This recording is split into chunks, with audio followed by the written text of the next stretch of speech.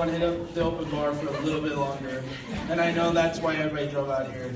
So, just kidding. And I got tea really bad, so I'm going to make it really quick.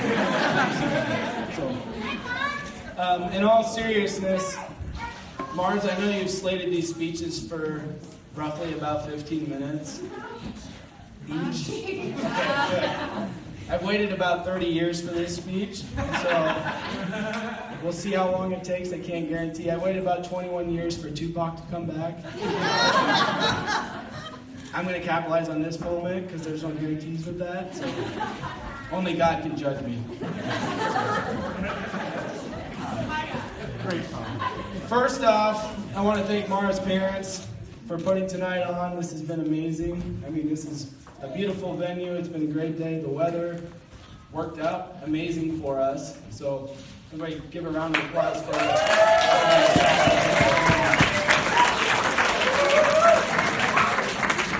I can't wait to bust a move on this dance floor later. It's happening, for sure. Secondly, I want to thank Dan and Linda for last night. That was a great time. So let's give a round of applause for Dan. I also want to thank them for not murdering me for the past 30 years. Because they had basically been like my second parents throughout my life. So where are they at?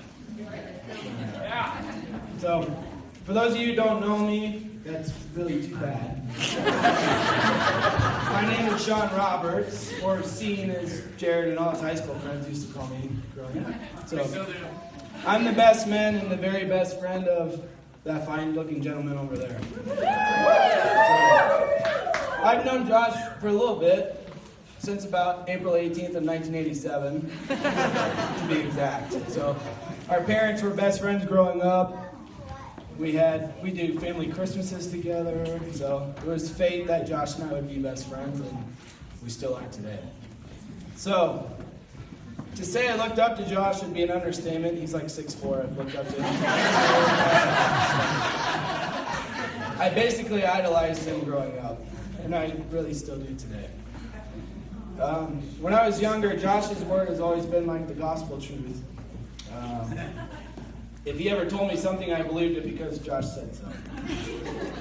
That was a phrase that my siblings and my parents heard often, as well as my teachers, the principals, the police,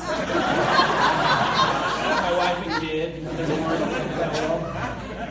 Turns out he wasn't always telling the truth. If you know Josh, you know that he is a risk taker.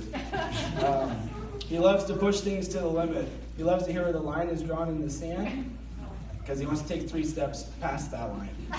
Or a hop, skip, and a jump. That's triple jump.